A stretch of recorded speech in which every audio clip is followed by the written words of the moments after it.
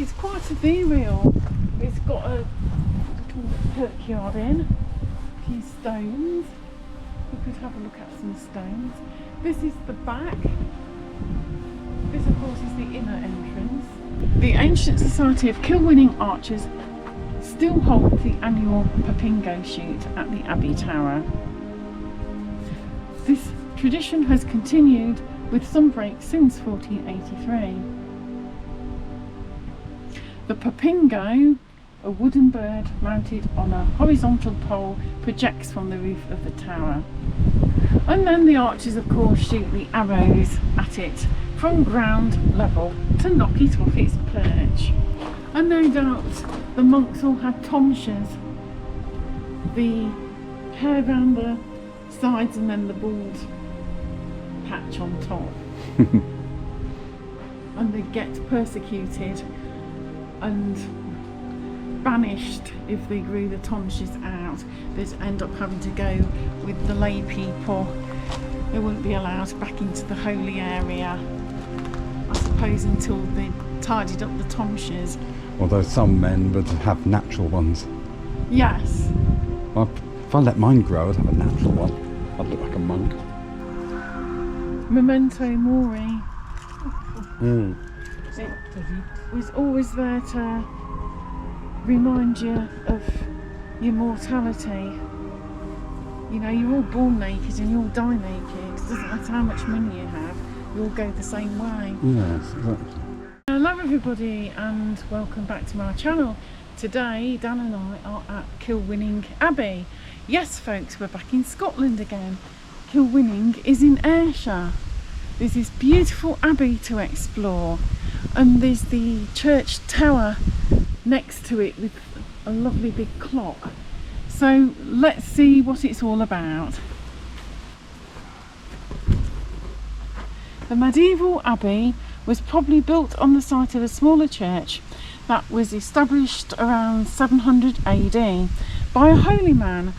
It was either of British or Irish origin and he was called Saint Winning. Kilwinning means the Church of Winning. The only remains from the first church are parts of a carved stone cross that stood outside that early building. Every year, members of the Ancient Society of Kilwinning Archers take part in an unusual competition. This involves shooting at a wooden bird known as a papingo, which is a parrot or pigeon, mounted at the top of the clock tower over yonder. Keeping 1 foot on the step of the tower's old doorway, the archers aim upwards. The winner is the first to knock the papingo off its perch. The Ancient Society of Kilwinning Archers is probably the oldest archery organisation in the world. The first recorded shoot was in 1483 and the clock is striking 12, it's midday exactly. Where I'm standing now is where the Great West Door would have stood. This was a professional entrance flanked by high towers. So this clock tower to the left is a later addition. It was finished in 1816 and is part of a long history of rebuilding on this side.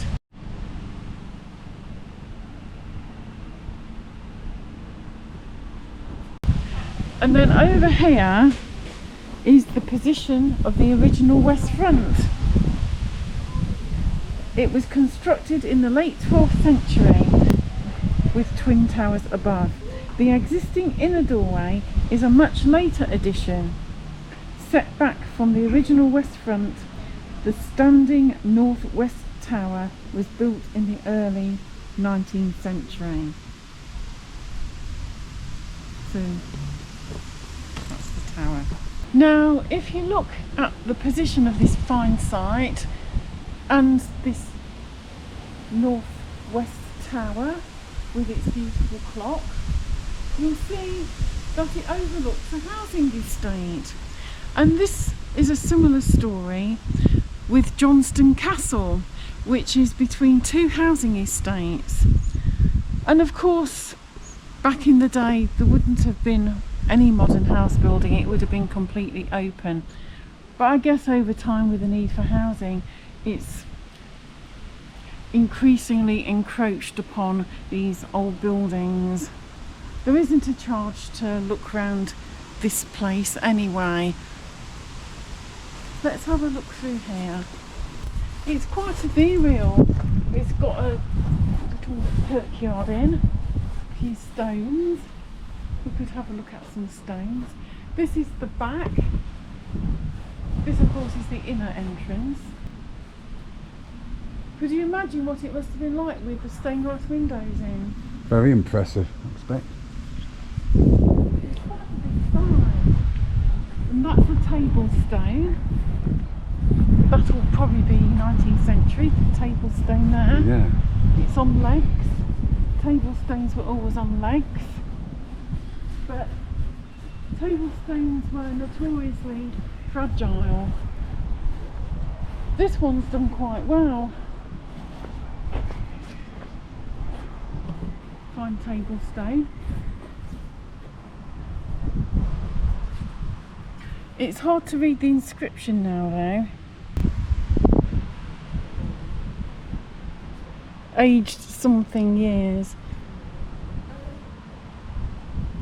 Janet.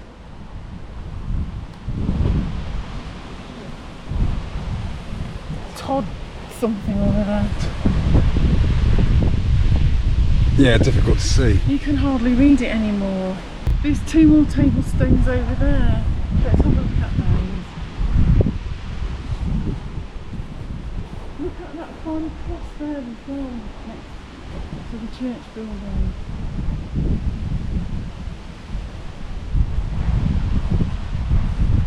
This one's completely broken up, look. That's sad.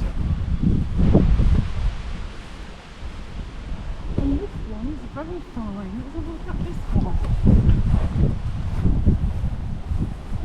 It's got a crest above and bagpipes. He was a major. Major Hugh Brown. Yes. That was 1800. And that's probably the firm of masons that made it. Yes. It's unusual to see that still on an old memorial. Yes. There's another military grave here.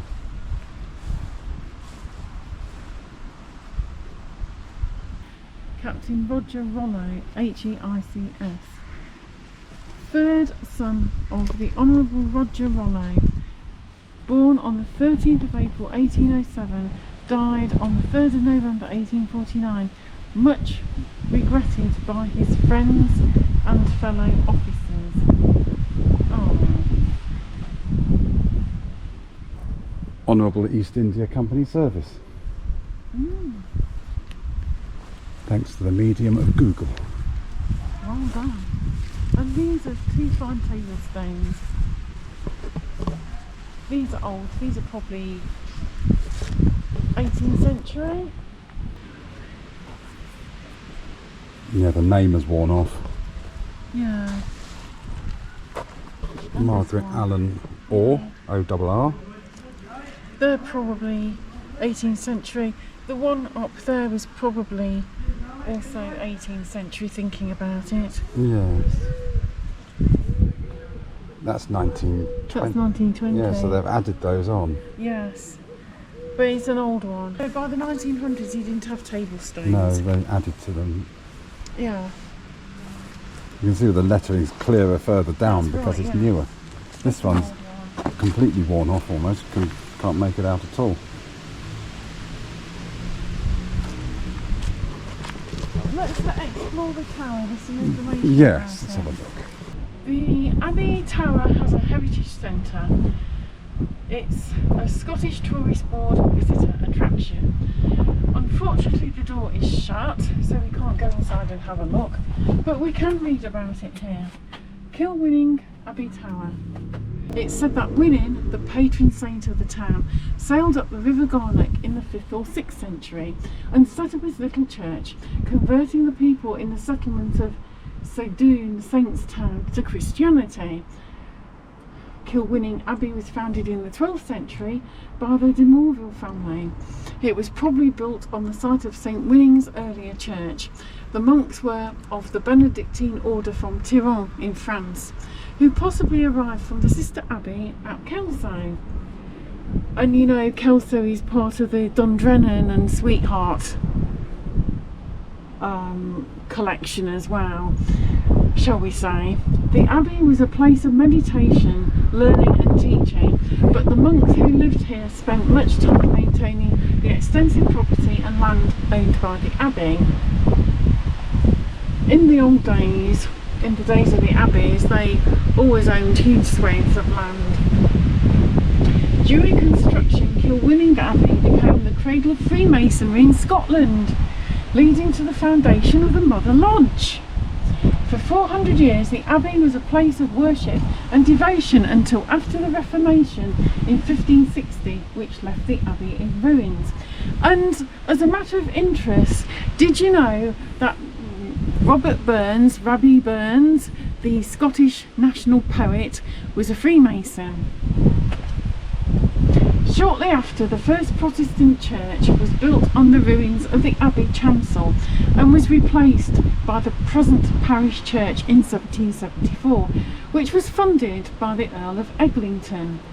The Abbey precincts were used as a graveyard until the 1870s, as we have seen. The Abbey Tower, built in 1816, replaced the original medieval tower, which stood on this spot. The tower houses a heritage centre and museum, which is shut today.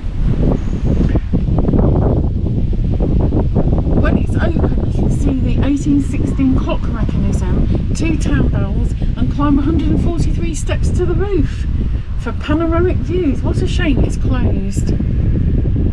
The Ancient Society of Kilwinning Archers still hold the annual Popingo shoot at the Abbey Tower. This tradition has continued with some breaks since 1483. The Popingo, a wooden bird mounted on a horizontal pole, projects from the roof of the tower. And then the archers, of course, shoot the arrows at it from ground level to knock it off its perch.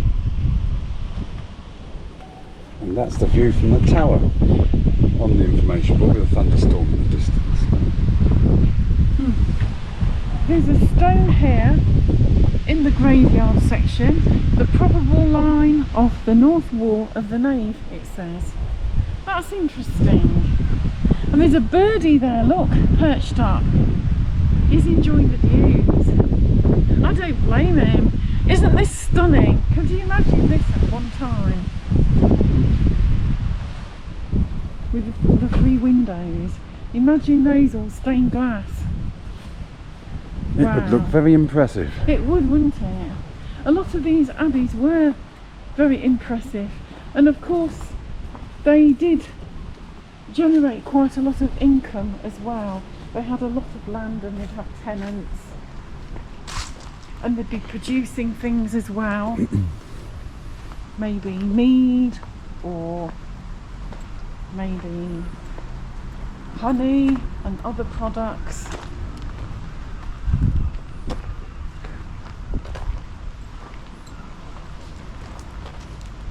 Site of the crossing between the nave to the west and the choir to the east, with a high tower above.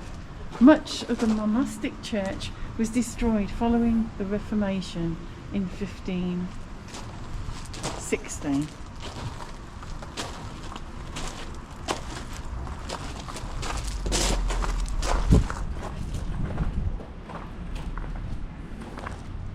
That little doorway there looks nice.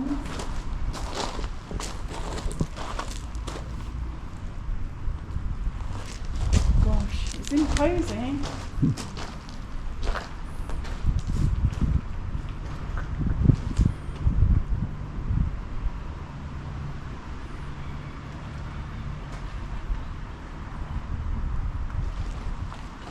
This here is the nightstand. It led to the monks' dormitory above the chapter house.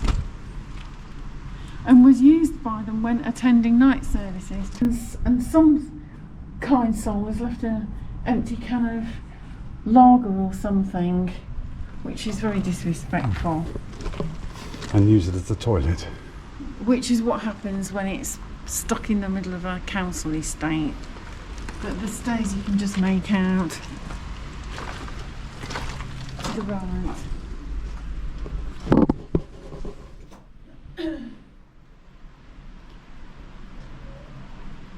There's a pigeon nesting up there. Oh.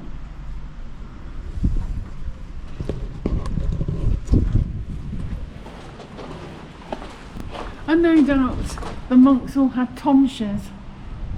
The hair round the sides and then the bald patch on top. And they get persecuted and banished if they grew the tonsures out. They'd end up having to go with the lay people. They wouldn't be allowed back into the holy area, I suppose, until they tidied up the tonsures. Although some men would have natural ones. Yes. Well, if I let mine grow, I'd have a natural one. I'd look like a monk. Or you probably think monkey. So this person is Robert Glasgow Esquire, locational surname, and his wife was Anne Glasgow. All three of the plaques are the Glasgow family. So they must have been quite well off and well known. Yes. To have a wall plaque. Definitely. A bit like some of my ancestors close to the church wall. Robert Robertson. Glasgow. Yes, not the comb over Robert Robinson. Robert Robinson Glasgow. So another Glasgow. Yeah. This is the south transept. Through the arch to the left were at least two side chapels with a fine vaulted ceiling. Note the sockets in the arch which held decorated timber screens. The transept was lit by the tall triple lancets and wheel window above. So we have another wheel window. Now we met one of those at Sweetheart Abbey, a wheel window. And in that case, the stonemason cut the window into a certain shape to allow for the monks' dormitories.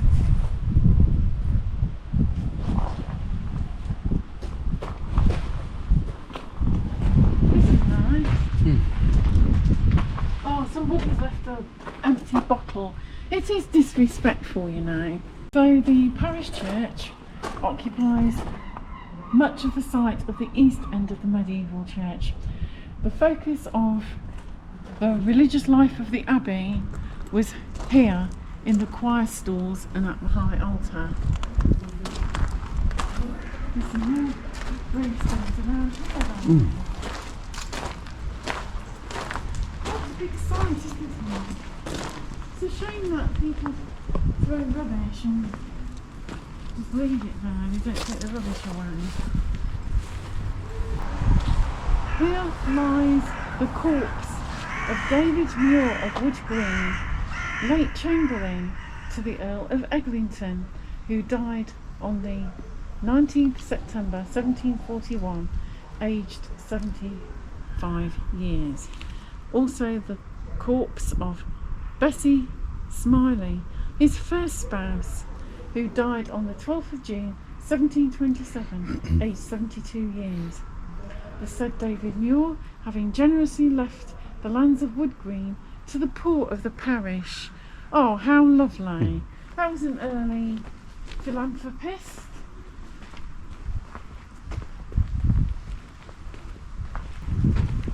Yes, so we've got some more gravestones around here. And then there's this beauty.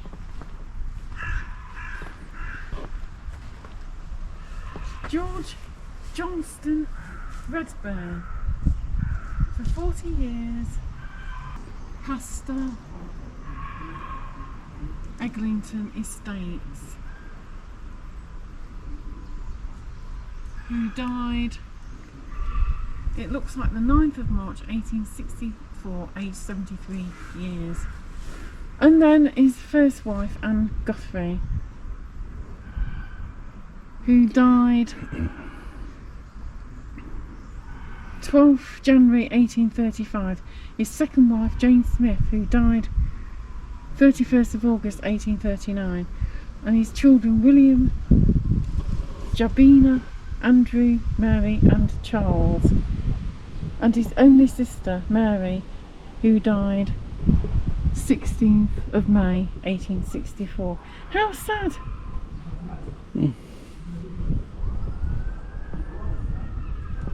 I wonder how old the children were when they died, whether they reached the majority. Yeah, they might have been babies. Yes. How awful. This is fine, this one. Look, it's got a coat of arms on the top there, look, which looks to be a buck or deer. Here lies the remains of Quintin Crawford, and then part of that's missing. Look at the spelling. Crawford.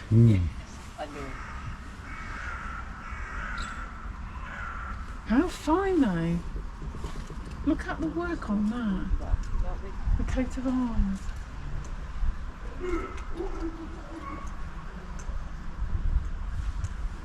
And they've got on the bottom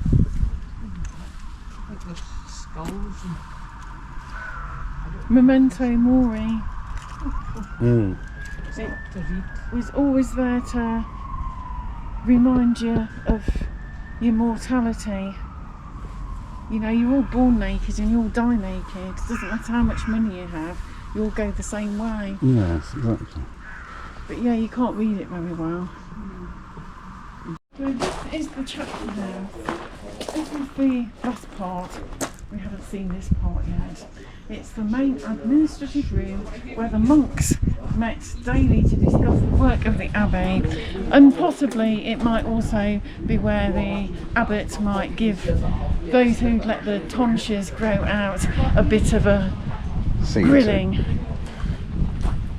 or a rollicking. And here we are. This is a nice green area, isn't it? It tells us about it here. Fine, isn't it? Fine building. I love the work, the stonework. This is the east processional doorway. This replaced the original door to your right, which was blocked and turned into a book cupboard, of all things. This is the cloister walk. It was originally covered by a lean-to roof.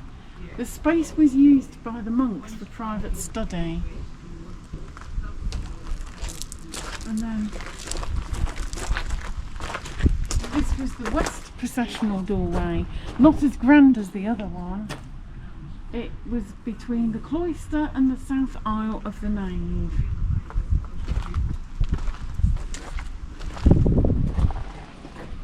Still got its fireplace there.